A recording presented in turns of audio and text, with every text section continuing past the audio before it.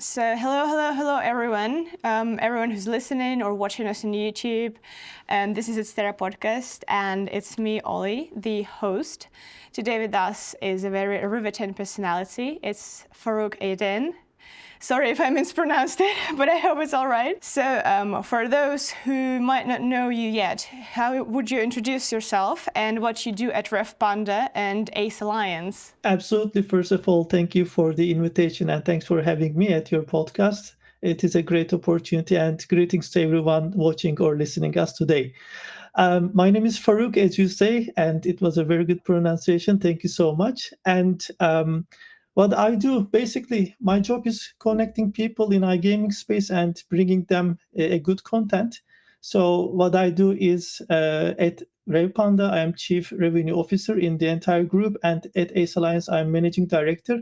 So basically, we do media, events, and other activities like content to bring people together, and also we give a space to iGaming companies to tell their stories. Wow, that sounds really impressive, and actually it looks like you do a lot at both companies.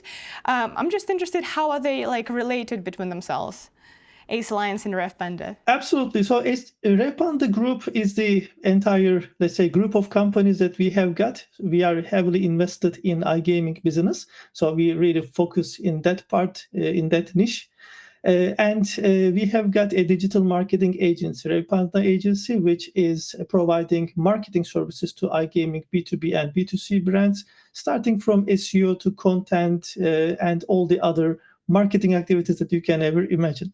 So apart from this, we have Revpanda Media, which is an affiliate company supporting, I think, almost 800 iGaming operators right now with affiliate traffic. And Ace Alliance is standing here a little bit different because we are more a media company and we also organize events. So what we do is that we produce content. As you know, we have got podcasts. We also have video marketing, and on our website we have plenty of other different content. So we are just offering this space for iGaming companies to tell their stories, and also iGaming professionals, they can follow news on our website and also on our social channels. They can track everything new over there. And we do lots of other things, such as like we go to iGaming flagship events and we cover the events, speak with the top people of the industry, and somehow like bringing the event to the people who are not there with all these interviews and daily wrap-ups and so on. So there are plenty of media activities that we do. Where Ace Alliance stands in the group, we are more like the, let's say, a media part of the group, and we are like doing more on-site events, while other teams that in the group, they are focusing more on the agency or the affiliate part of the business. Wow, that was a really wholesome, let's say, introduction for both companies. And it looks like to manage these many things, you have to have a really big team of professionals. And as far as I know, you've been in marketing and digital marketing for about 20 years. So that's quite a time. And what have been the biggest changes you witnessed and, well, during all the time that you've been in this space? That's true. Like it's almost 2 decades for me in marketing, in business life in general. So when I stepped in my corporate life, let's call it this way, it was actually an organization company. So I was just organizing some road shows for big brands in the entire country. So showing their brands on like physical activities, doing some kind of let's say organizations for them. So it was actually one of my few first steps in the business. And I later on I worked for an agency where we were doing more like digital marketing and basically ads. We were running ads for TVs and so on. It was super cool. But if you ask me how I compare all those things, definitely right now I cannot imagine a marketing manager without AI. So basically, artificial intelligence really changed a lot of things. I kind of feel like in the next couple of years, most of the marketing managers will actually lose the ability to write an actual content, because even right now, the words that they are using, they are all like AI kind of words, right? Like those, I am so thrilled to do something, or in the era of whatever. So all the content is becoming the same. If you look at your LinkedIn feed, for instance, even LinkedIn comments are written with AI generated text right now. So this is, I think, the biggest impact if you compare. And also channels are changing. So I spent quite a good time in the CRM world, marketing automation, email, and so on. So I remember back in early 2000s, email marketing was really big. So you would just send an email and really sell your product or get a lot of attention. Right now, people are moving towards the fast consumed media, which is more like social media, as you can imagine. And I can see it from our data. Like if you cannot really grab the attention of people in the first 6 seconds, they just scroll your content. So you got to be really very careful about it. So channels are definitely changing, and PR is becoming really important. So now trust element can be provided, of course, by using some good PR tools, and faces are important because everything is becoming a bit artificial right now, as we were speaking about it. So if you have got like real faces that you can show, that is becoming really important. And definitely influencers, all these kind of collaborations are becoming more important. So they were not really that effective because 20 years ago there was just only TV, maybe like a little bit of internet, but not many personalities. Now everybody has a chance to become somebody online. So you can really work with influencers and you can really help your brand, boost the visibility over there. So these are the main, let's say, 4 things that comes to my mind right now. I totally agree. Even with my modest 5 years in digital marketing, I think people of my generation were the last ones who entered the digital marketing space without AI. So I was the one to see this change. Like, it was quite drastic for me because I was still quite, junior when this change happened. And I was really afraid about that. But now I think you are happy.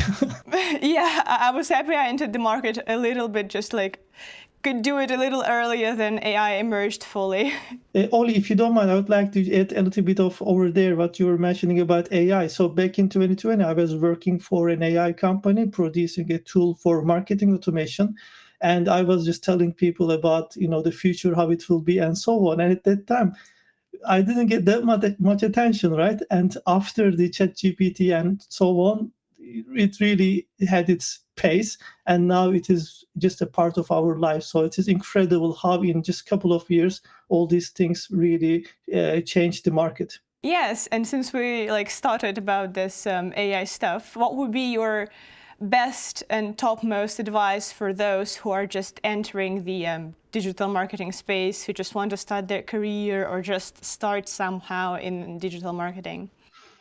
So if they're just starting, I assume that they are after university or their education. So I just want to tell everybody here one thing. Look, we are not really checking your university degrees anymore. I have done maybe like 200 interviews this year, and I rarely look at which university that you studied at or whatever department that you graduated.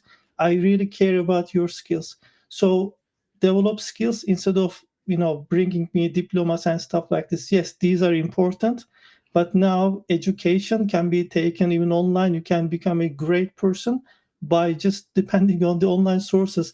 So university has right now a little bit of more, let's say, behavioral aspect to develop your personality. So when it comes to hiring people, working with people, I would say skills. Number one, you got to build skills, and you need to show the hiring managers the things that you have done in the past or the things that you can develop, and also your personality. Your attitude is very important. So there is this sweet spot between your, let's say, skills, your personality, and the things that you have already achieved. If you're just starting, you may not have that many of those things, but try to find this sweet spot. And another thing is take some responsibilities when you're already studying in the university. Join some university clubs, try to do some interns, or just work for some companies, like even part-time. So this is going to help you a lot. So I definitely recommend those things before you start the corporate life. Yeah, when you're actually working in a company, you may not really know if this is the best fit for you. You spend at least 8 hours, but in general around like 10 hours for your work. It is becoming somehow the center of your life. Yeah, so you need to make sure that the thing that you're doing somewhat giving you pleasure. Yeah, you have your little achievements, your happiness, and so on. Otherwise, it is unbearable. So just, you can find the best fit, you can try to test stuff, but at the end of the day, after maybe a couple of years, you should already find what you want in life, in business life. So that's what I would like to suggest. And for particular digital marketing, it is constantly changing. So try to keep yourself up to date. Follow the companies or the people who are doing this best. Try to copy them. There's nothing wrong doing the same things that they did to achieve. And then after you become somebody who's experienced, you can find your own unique things. So till you become that person, try to utilize those best practices. This is really great advice, and it really hits hard because I was not that long graduated from the university, so it really hits hard. And you've told a really interesting thing about the attitude, and I think once you become a somewhat seasoned specialist, another thing about attitude that is important is balancing your life and your work. And this is what I wanted to talk about next, because I know that your work, as the work of many people in the affiliate space, it requires a lot of traveling, a lot of conferences, but while you do that, you also have to keep running multiple projects. So how do you balance work and life in such a fast-paced industry? Yeah, I want to refer to what I said, like try to enjoy what you do. So this is number one thing. For instance, when you are focused on a project and when you see those initial results and the achievements, it is already making you happy. So the tiredness, the stress, it just goes away over time when you see those things. Yeah. Sometimes for long-term projects, for example, we did an event in Riga, so we planned like 6 months. So in the first or second month, try to motivate yourself for the end of the event is quite hard. So you need to learn that you should not be only result oriented, but also a little bit process oriented. So trying to have some kind of small targets for yourself, it really helps. So let's say this week, yeah, I found 4 top keynote speakers, amazing. So this is my achievement for this week. So I'm very happy. For the next week, okay, I'm going to, have another sponsor for the event. So this is, an achievement. So if you have these kind of little milestones in the process, it is helping you. But if you only focus on the result and seeing that big day, you may lose your motivation over time. About traveling and work and life balance, yes, I do travel a lot, and it is not only going to the events. It is also some other, business trips that we are having. Sometimes we are going to companies, their offices, doing a podcast at their office or do an office tour video and so on. And also we do some mini events, so we travel for those mini events that we organize.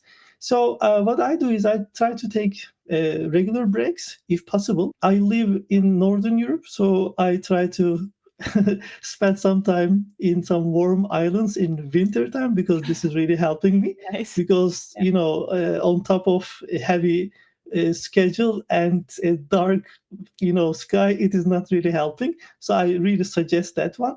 And also, if you travel for work, let's say that you went to Lisbon last time, yeah, for SPC Summit. Yeah. Try to spend like 2-3 more days for the weekend at least. So just relax, cut off, and enjoy, some good foods. Go to the beach and so on. So this is going to help you to balance this out.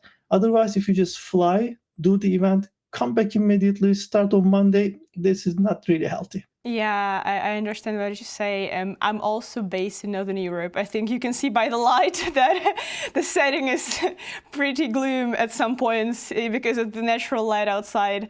Yeah, I understand this part about, switching the environment that really helps to stay motivated and stuff like that. Yeah, that's true.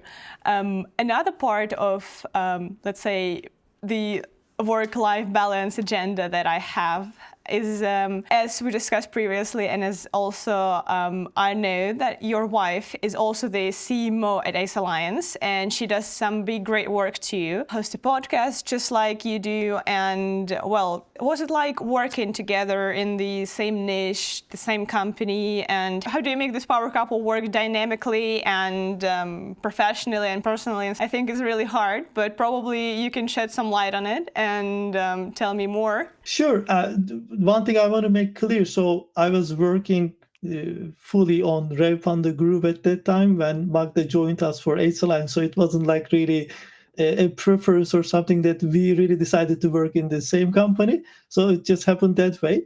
And now Magda is, as you know, CMO at Ace Alliance, and she's doing a great job over there. So she's supporting our events. She has her podcast, so lots of great leaders came and spoke with her. And also she's helping us with some journalism. So you probably check the videos from Yeah. Ace Alliance at events. So like she speaks like 20, 30 people each time at an event. So this is really great. So fantastic content is coming. The power couple thing, yes, I hear it a lot. Lots of people are telling us this, and it is incredible in like very short period of time that lots of people really recognize it. It's really cool. We are not very open, or we're not really speaking about it, but like people are coming to us with that. That's very interesting. So yeah, it's not easy. Most of the time it works great working as a couple. You can take action quite fast, and you can share ideas and execute it. So this is really good. But on the other hand, sometimes it's hard because your work becomes your life. So you really need to do some activities outside of the work just to balance it out. Otherwise, it can be a little bit unbearable. And I would say that it is a good idea to do, for example, some let's say additional activities, going somewhere, giving some breaks. Like not speak about work. Let's say we agree after 8 p.m. you don't talk about work. So that kind of Yeah. things you need to implement. So otherwise, it is really a quite tough thing. So it's not for everybody, but I think we are doing it very well. Well, if that works, that certainly means that you're doing it well. Well, I think, so far it is going well, so let's not jinx it. Yeah, of course not, of course not. Okay, now let's move a little bit more towards affiliate marketing and iGaming stuff, because, well, we've already started with some conferences, events, and discussing these things, so let's move forward with that. Let's touch on your expertise in iGaming, and if you could share, how do you see the affiliate marketing space evolving, particularly within this dynamic industry of iGaming, which has been in the latest years so big, so loud, and, well, from every media I think you could hear just at least anything about iGaming regulations or campaigns or stuff like that. Yeah, definitely. So I've been in iGaming since 2018. So in the B2B and B2C sides, affiliation is quite different, and they have their own dynamics. So when we talk about a B2C, definitely you see like streamers, influencers becoming really important. And it's not only the digital advertising, brands really care about the um, physical advertising, for example, on a bus, yeah, or like somewhere on a banner, on the street. So these things are also quite important, and you need to also make sure that you localize what you do. So let's say in Latam, for instance, this kind of advertising could be interesting, while let's say in Asia, where people are heavily on mobile phones, so like more mobile style advertising would be interesting for them. So B2C space is definitely evolving to that direction. I really see that streamers and influencers taking the space over there.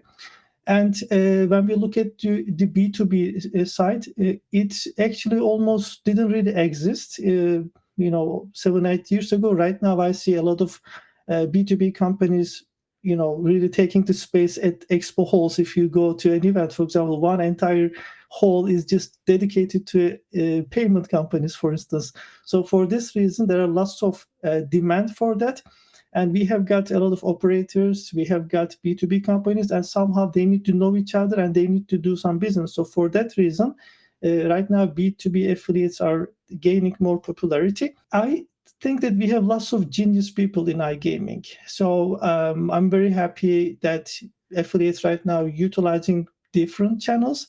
So in the past, it was just maybe email or SEO. Now you can see even on Telegram, social media, and maybe in the streaming space, there are a lot of things are happening. And podcasts, especially in the B2B space, it is becoming more and more important. I see that lots of providers, lots of B2B companies coming over to the podcast, and tell what they do, how they make life easy for operators, for example. So these things are really valuable. And I also see that affiliate marketers are right now focusing on more long-term partnership. They want to, lock longer deals and so on, and they really invest in the relationship. I am coming from the times that it was like just, wild, wild west. So they were just trying to sell just one big deal and run away. And so now things are a little bit more balancing. Operators are really also trying to satisfy the affiliate partners. So it is, I think, becoming a bit fair game for everyone. Technology, it is also adapted super quickly. I see affiliates are using really great tracking tools, and I see more and more cases that an operator and affiliate, they actually look at the same screen and see similar numbers. In the past, there were lots of conflicts about it, but right now, seeing all this technology with the tracking and so on, it is becoming even better in order to establish that trust and relationship between those companies. So these are like the major things that I've observed so far in my career. You said a very interesting thing about iGaming space having a lot of genius people, and I think this partly qualifies as the answer to my next question, but probably you'll have some more insights to share. And I wanted to talk about the things that make affiliate marketing in iGaming unique compared to affiliate marketing in other industries, in other verticals. Yeah, I have got experience in many other, affiliate niches like finance, sweepstakes, e-commerce, and so on. In iGaming, definitely deals are bigger. Like that's something that I can tell. There's like more money, and there's also leads are very important and expensive right now for operators, so they really care about it. So the conversations are a bit higher level, I would say, and this automatically brings up me to the next thing, which is trust and privacy. So each player is super important. So they really care about it. Affiliates really care about it, and the mechanism around the players and databases and so on, it is really well thought right now. People really care about it. Trust, as I was saying, in iGaming space, it is more important than anything that I know right now. So the deals are closed not purely based on numbers, but based on trust. So if I like you, I want to, become your partner. I do this because I know that there are other, let's say, operators. There are lots of other brands. They may pay, similar or higher CPAs or rev shares, but I am, as an affiliate, I choose to be your partners. So bringing an affiliate to that level is the biggest success for an operator if they are looking to have good traffic and a long-term partner. So these things, I would say, the major stuff. Yeah, I agree with you. And also, I think it works quite similarly with the ad networks. Me, as a representative of an ad network, I can say that many ad networks do offer, if not entirely similar, but at least in some way similar services. And many affiliates and publishers, when they go to an ad network, they would most certainly choose the ad network that they trust based on some previous contacts, whether on conferences or online or with support team or like whatever else. It's just everything is really based on trust and even offline contacts. Definitely. So. Yeah, I fully second what you say. It's also something that AI can't and will never replace. Like a simple human handshake in a business deal, it's sometimes worth more than all the clever words you say. Yeah. Yeah, definitely. That's true. Yeah, human connection is always number one. And yes, there will be things that AI taking over, but what you are saying, a look in the eye or a handshake will always remain. Yes, and since we touched on bigger deals in iGaming, we also most certainly have to talk about the importance of PR in media presence for B2B companies in the iGaming sector. So what can you say about it? Yeah, I have a little bit of different point of view, and sometimes I'm afraid that my words might be a bit too much for some marketing teams, but I want to just repeat it again. I believe that in iGaming, marketing teams should focus more on the things outside of the expo halls. Yes, you can have your shiny booth. That's okay. You can spend hundreds of thousands of euros for your booth at a flagship event. That's amazing. Do that. No problem. You work with influencers and so on. That's okay. Bring all these, really shiny stuff to your booth. Yes. But I feel like iGaming marketing teams almost working as event management teams right now. So almost all their job year long is preparing for those, let's say, 10 expos that they are going, what kind of booth they need to design, what needs to be printed for it, and so on. This is just almost everything they are really looking at. And they are forgetting being present outside of there. Olie, you need to really understand nowadays buyers are strong. Okay. So anybody who is going to your booth at that event, they actually check your brand before they even fly to that city, right? So they want to understand your company better. So who are your founders? So which other brands that you are working, providing services, for instance? So what you have achieved before? Do you have this and that licenses and so on? They are checking those things, and they are checking your social media. Let's say your LinkedIn page, how active your LinkedIn page is. If your last post was 2 months ago, for instance, as a buyer, I check your LinkedIn page. I might have some questions, okay, like what's going on, why they are not active, if something is wrong, and so on. Or if there's no front face in your company, I might have some questions. So I strongly recommend iGaming marketing teams, especially on the B2B side, be more present in the digital world. So what you can do, definitely work on your leadership. So bring them to interviews. It can be written interviews on websites. There are plenty of iGaming websites, so you can just do some interviews with them. Put your company on iGaming directories so that when people search for your company's name, they can have a website that is referring them. Another thing is do some podcasts, for instance. Like you have great podcasts, you come over to Olie's podcast and speak with her. So, tell your story, tell your services, tell your products, whatever you do. This is a great thing. So I would definitely recommend that. And also show your human face. Utilize other marketing channels and other content types and not focus just on expos and your booth year long. So that is something that I would definitely recommend. And also, I would say social media is not really that well utilized. I see that brands are just, for example, nowadays, Sigma is coming up in Rome, right? So picture and say, meet us in Rome. Okay, congratulations, you have done other 200 companies like the same thing. You didn't do anything unique. Try to be unique a little bit, show something different. So what makes you different than other companies? Try to fix your content, fix your message. And also don't do just one type of content. You can do videos, you can do maybe carousels, you can do some gifs. Try to just step outside of the box a little bit and don't repeat the same thing. So there are a lot of things I can talk about it, but just to sum it up, being present is important.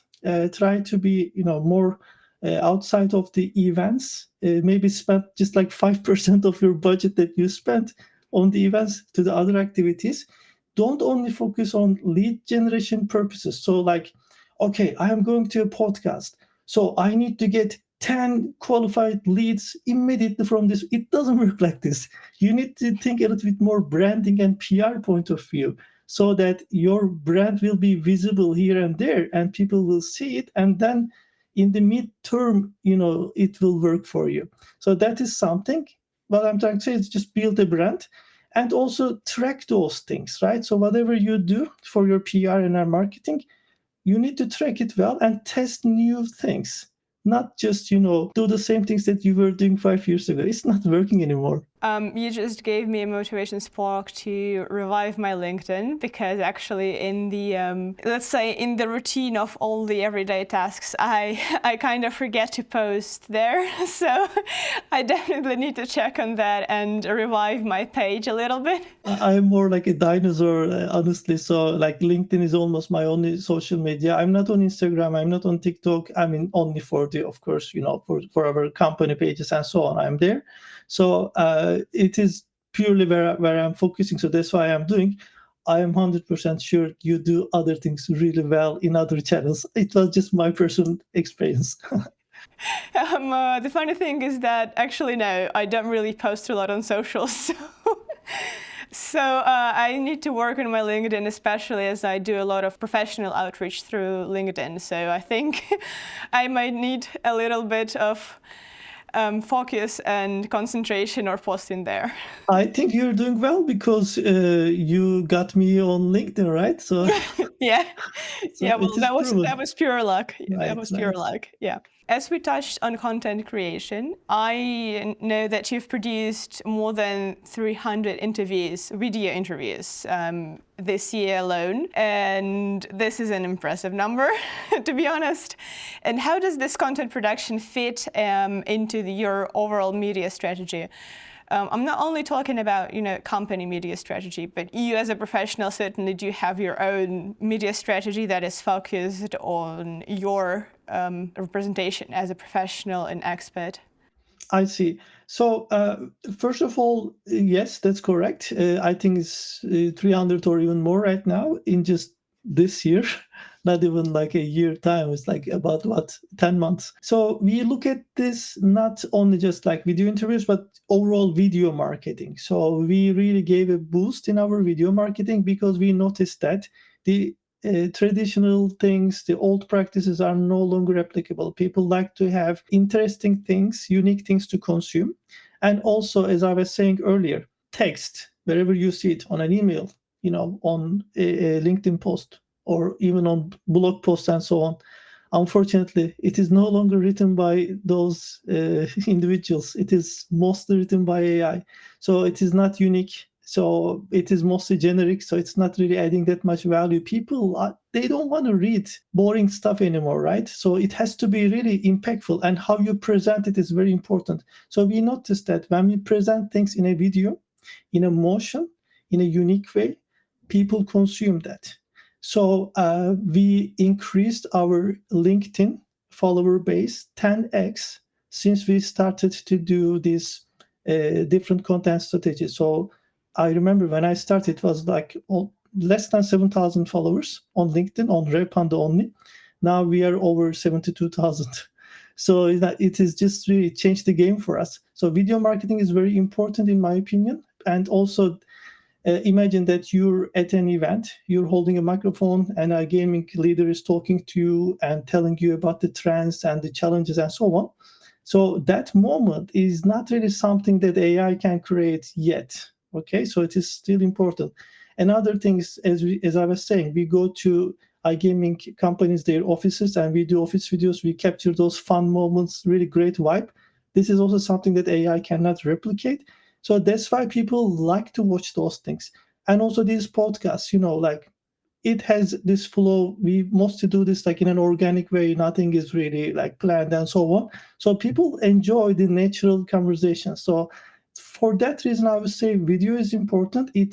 I cannot say that it is a new trend, but it's a must-have thing in your marketing arsenal. And regarding the video interviews, so what we do is that we noticed iGaming brands, as I say, they go to those expos and they really invest a lot of money there. But imagine an expo is just 2 days or 3 days maximum. So you go to an event, 3 days later, nobody talks about you, nobody sees you anywhere because expo is over and you spent, let's say, a couple of €100,000. So what we are doing is we actually bring the microphone, bring the cameras to iGaming brands and tell them, okay, it is your stage, share your story. And we publish this after the event or during the event when we do the wrap-up videos and so on. And we have got our podcast studios. So when we have our booth, We built a podcast studio there with the pro equipment and media teams and so on. And iGaming leaders, they come over and they tell their stories. We create those short videos after that. And for the next 4 or 5 weeks, the things that those people were telling us are published on our social media. So imagine you go to one event as an iGaming brand, and for the next 4 or 5 weeks, the content that you did with us is over there on social media, followed by like almost 100,000 people from iGaming. So this is the thing that I would say that we are doing very well. And I want to tell you something super funny. I met some journalists, people who studied journalism, working for actual media companies, and they define themselves as journalists, right? I asked them, okay, how many interviews you do this time at this event? And the lady was, oh, we plan 10 interviews. I was like, damn, only today I did 20. So imagine, like in London, we did like 45 video interviews. Oh my God. In 2 days. No Incredible. way. Yeah. So I think our team is doing great, and the numbers are showing us, like the views that we get, impressions, and all these, messages coming Definitely. to my inbox. It's really telling us that we are on the right track. Yeah, well, you certainly own the video marketing side of things, but this one is one of the, I think, most productive so far that we've mentioned, because this number of videos that you produce and this story about a journalist clearly shows that you know how to do this stuff. You're not only owning the video marketing space, you're also set to own Roman skies soon. This is a really fun part also that I wanted to talk about. This would be, if you allow me, a little sneak peek into your upcoming spectacular Ace Alliance event that will be held in Rome in Italy in November, along with the Sigma conference. So this looks like a really unique experience. And well, there's no one who could tell better about this than you, since it's going to be a big aerial thing. And I don't think that anybody's done this before in this space. So I think we should definitely discuss that and how you came up with this idea. And because for me, it seems really out of the box. Thank you. Yeah, it is really definitely a very exciting event coming up. But I would like to give you a bit like background story on that. At Ace Alliance, we focus on experience, not only on the events. Anything we do, we would like to bring a unique experience. So talking about events, Olie, the first time that we did an event, it was at a golf club. So we invited iGaming leaders to a golf club. So we spent the whole day together. And then later we did an event at a church in Amsterdam, like literally. And it was like really very interesting experience. And in Cyprus, back in 2023, we organized an event at a beach bar. So that was an amazing evening. Like we really enjoyed it. The networking was fantastic. And the last event back in 2023 we organized at that year was held at Musa. It was a museum in Valletta, Malta. So I remember there were like over 700 people in the museum where we put all the lights and entertainment and everything. And on the streets, literally there were like queues because so many people came, and we had to do some simple registration. So we had to even serve champagne to people on the street. So it was like quite an event for us. So this time we are organizing an event in Rome. And as you remember, we just finished one in Riga back in August. So we did like 2 days event. It wasn't just any typical iGaming events, because when you look at the other events, they just put you in a conference hall in a hotel or something, and you're stuck for hours for a panel or a conference, maybe not really interesting for you, and you're waiting the moment, oh my god, I want to get out and just meet some people and network. So that is really no longer a desired thing for iGaming C-levels and founders. So what we do this time at Ace Alliance in Rome is very different. So we are going to have a helicopter hangar transformed into a premium networking zone, where we will be having a aperitivo, welcome activity, and then later there will be a networking lunch, and we're going to have 4 top speakers. I'm telling everybody, beat this lineup. So we have got amazing people like coming over, delivering 15-minute speeches like TEDx style. And then later on, we will be having speed networking. So iGaming leaders will be able to speak with each other. That's a really amazing way of building connections. And there will be some other activities such as cannoli hour or caviar hour. So like little tastes that we are inserting in the event. And finally, we are going to end the event with our legendary Ace Alliance party. So the full agenda is really designed for a premium networking. But the biggest thing is, as you were saying, we're going to have 7 helicopters, and we're going to fly 200 iGaming executives over Rome. And while they are just enjoying the views and so on, they will be able to network in those helicopters. And the thing is, I was telling everybody, networking on the ground is so boring. Now let's network in the sky. So this is exactly what we will be doing in Rome. I'm very excited for that event. This sounds amazing. I'm really envious of this actually, because I'm not going to Sigma Rome this year, but well, my experience isn't that long in the marketing space in general, but certainly in the affiliate space, in the iGaming space, I don't think I have witnessed at least anything similar. And I think there haven't been anything similar, so. I also don't remember. So this is going to be really, I would say this is going to be the biggest or one of the biggest iGaming B2B PR activities of the year. And definitely one of the most spectacular, if we look at it from the perspective of visuals and of the whole idea in general. Okay, I think now we're moving a little bit towards the end of our fun chat. We still only have some little things to discuss, but not that many of them. And as a podcast host today, I can't help myself wondering. So I know that you've produced more than 40 podcasts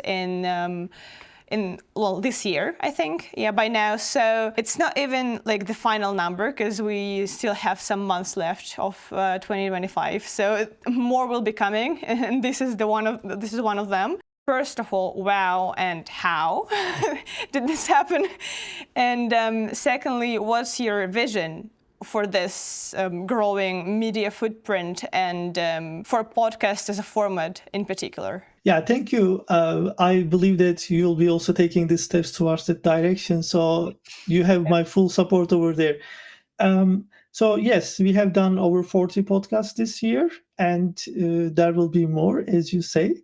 And the thing is, imagine only each week I'm inviting some people or sometimes a great personality, an iGaming leader, to the podcast. And my, let's say, little working room here becomes my university, becomes like a place where I learn amazing things from people, right? So people come over to the podcast and share with me all those things that they have over maybe 20 years of experience. So this is incredible for me. I'm learning a lot. So first of all, this is great for me, for my personal development, and I'm loving it. Another thing is, I noticed that iGaming leaders, they actually don't really have that much space that they can tell about themselves and their solutions, their ideas. So we just give them this space. And I would say that we will be doing more and more. We have right now 2 podcasts, and I think we are one of the few companies who have 2 weekly podcasts in the industry. So one for Revpanda and one for Ace Alliance. We are running these podcasts.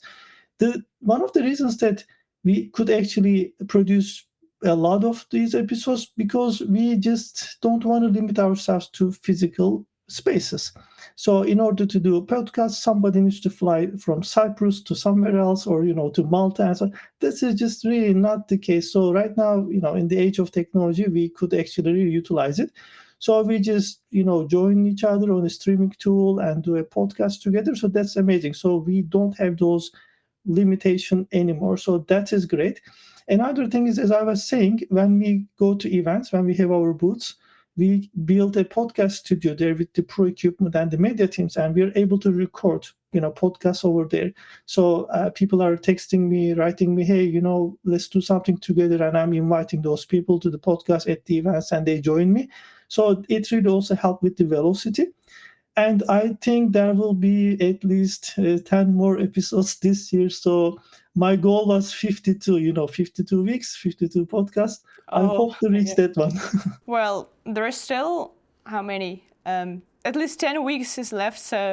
So probably, considering the fact that you've done like around 40 videos alone in one conference, so 52 podcasts in a year sound like an easy target for you. Fingers crossed.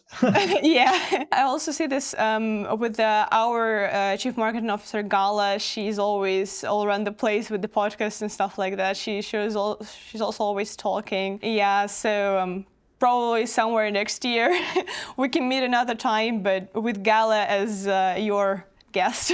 Yeah, we could do a round 2, definitely. Yeah.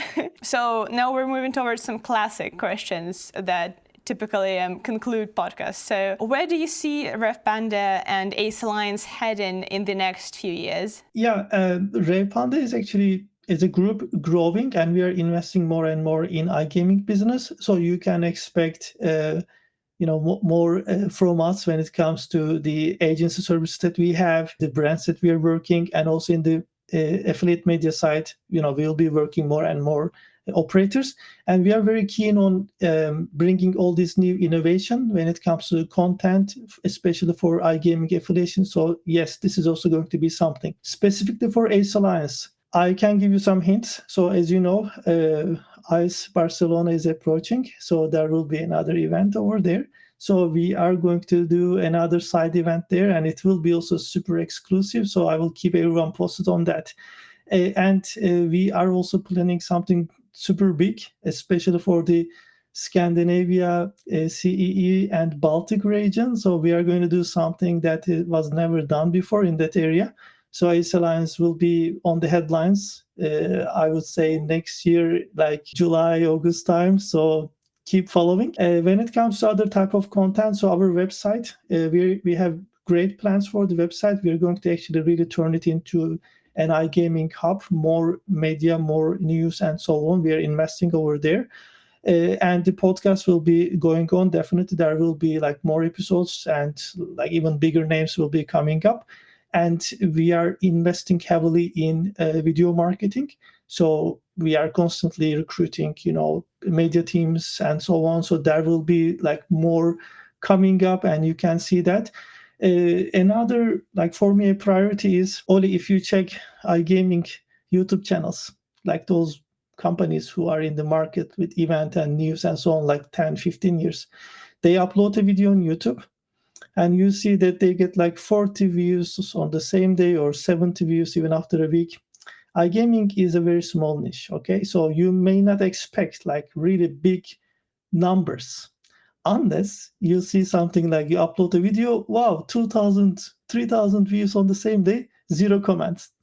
What it tells you, you boost a little bit, right? So we don't do that. We just really focus on organic growth. For example, I did a podcast with Magnus Carlsen, the chess legend, yeah?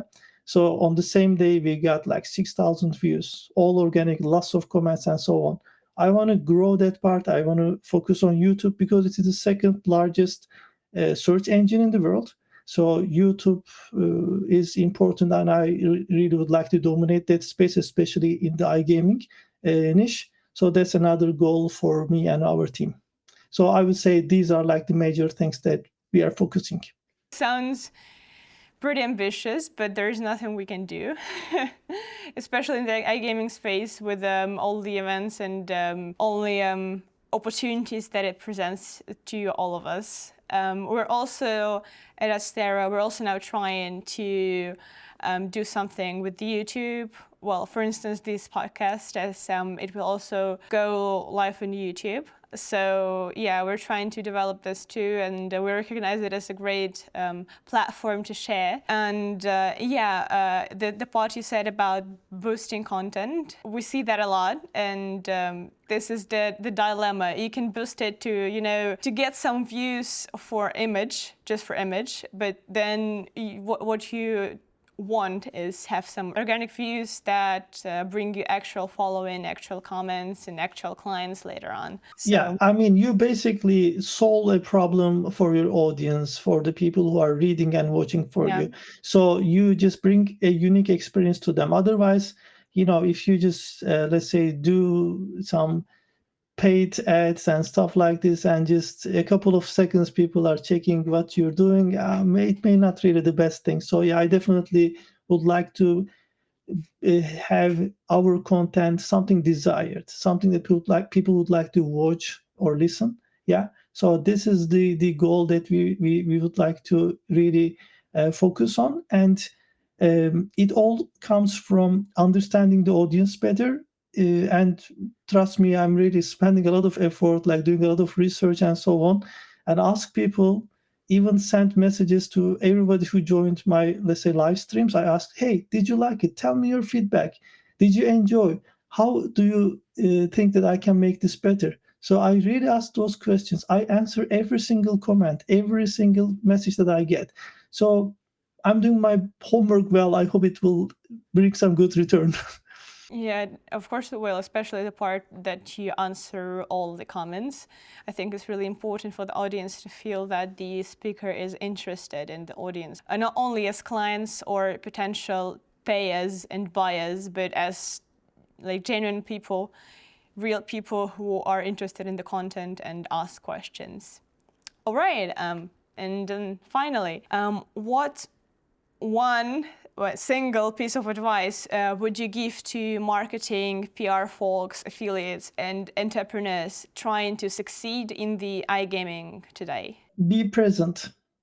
If you're not on the feed, you are not visible.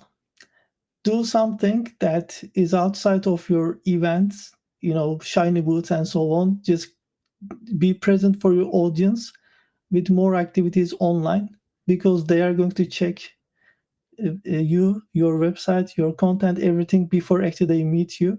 So you need to give that first impression very well. So definitely be present. Yeah, if you're not present, someone else is, and someone else will take that niche, that space, that content from you. That's true. Okay, I think we're through everything we wanted to discuss, and this was a great talk. Me, as a young specialist, I personally got a lot of insights, and it was really helpful, and in some ways, it was worth more than many years of university lectures, because, as you said, the hands-on experience, the skills that you can get, they're all gained in practice, in working, and in networking as well, especially with those who are in the space for a long time. So I also think this would be a great content for the audience, and it's not a typical podcast with like simple advice and a simple pill to take and to make you successful, but it's something that you really can apply, but not as a skill, but more as a thought that you can live with and come back to in times when you don't think that something is working. Olie, thanks for inviting me and thanks for having me. I really enjoyed the conversation, and I'm very happy that you have the initiative and you're doing a great job here with the content, and I wish you more and more episodes. And whenever you need any support and the hand, just let me know. For our audience, thanks for watching or listening us today. I hope you have at least one thing to implement in your daily life, in your professional life from us today. And I'd love to have a chat with you all. If you're interested in what we are doing at Revpanda or Ace Alliance, just follow our social media pages or just drop me a message on LinkedIn. I live on LinkedIn, so I will definitely answer you within the next half an hour or so. So just get in touch, and thank you once again. Yeah, thank you so much. Have a great day ahead. Have a great event in Rome. And yeah, I think we'll see you around somewhere. Thank you, Olie. Yeah, thank you so much. Bye. Cheers. Bye.